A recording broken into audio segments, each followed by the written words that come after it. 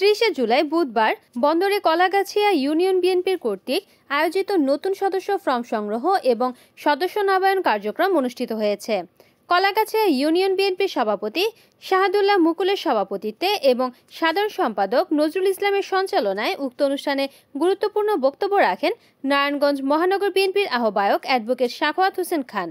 প্রধান বক্তা হিসেবে উপস্থিত ছিলেন সদস্য সচিব আবু আলী ইউসুফ খান টিপু। বিশেষ অতিথি হিসেবে উপস্থিত ছিলেন নারায়ণগঞ্জ মহানগর বিএনপির যুগ্ম আহ্বায়ক অ্যাডভোকেট সরকার হুমায়ুন কবির, যুগ্ম আহ্বায়ক অ্যাডভোকেট মোহাম্মদ জাকির হোসেন, যুগ্ম আহ্বায়ক মোহাম্মদ মনির হোসেন খান, ফাতে মোহাম্মদ রিপন, বন্দর থানা বিএনপির সাবেক আলহাজ নুরুদ্দিন আহমেদ, বন্দর উপজেলা বিএনপির সাধারণ সম্পাদক হারুনুর রশিদ লিটন, কলাগাছিয়া ইউনিয়ন বিএনপির সিনিয়র সহসভাপতি হুমায়ুন কবির, কলাগাছিয়া ইউনিয়ন বিএনপির সাবেক সভাপতি অ্যাডভোকেট মতিউর রহমান মতিন।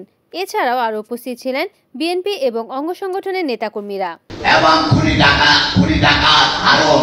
যখন বৈষম্য বিরোধী নেতাদেরকে গ্রেপ্তার করে আন্দোলন স্তব্ধ করে দিয়েছিল, তখন তারেক রহমান বাংলাদেশের সারাটার মায়াপুরে থেকে হুঙ্কার দিয়ে বলেছিলেন, না, বৈষম্য বিরোধী ছাত্র আন্দোলন বন্ধ হবে না, তার সাথে যোগ হবে এক দফা আন্দোলন, খুনি হাসিনার পদত্যাগের আন্দোলন। তারেক রহমানের নির্দেশ আদেশই বাস্তবায়িত হয়েছিল।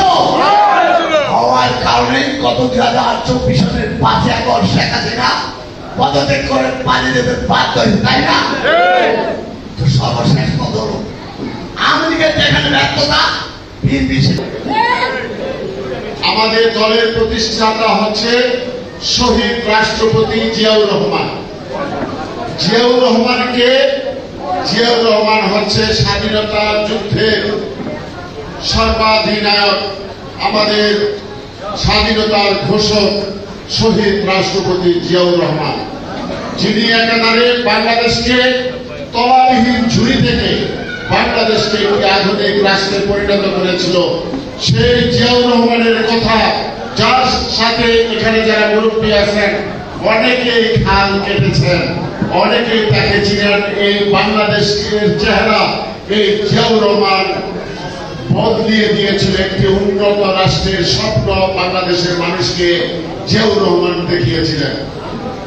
আজকে সেই জিয়াউর রহমানের গঠিত দল, শহীদ রাষ্ট্রপতি জিয়াউর রহমানের রক্ত যার মধ্যে ধাবিত, সেই তারেক রহমানের নেতৃত্বে আজকে বাংলাদেশ জাতীয়তাবাদী দল বিএনপি বাংলাদেশের যে কোনো রাজনৈতিক দলের থেকে সবচেয়ে শক্তিশালী এবং সবচেয়ে সুসংগঠিত। রিপোর্ট করেছেন মেহেদী হাসান প্রান্ত, NN টিভি, নারায়ণগঞ্জ।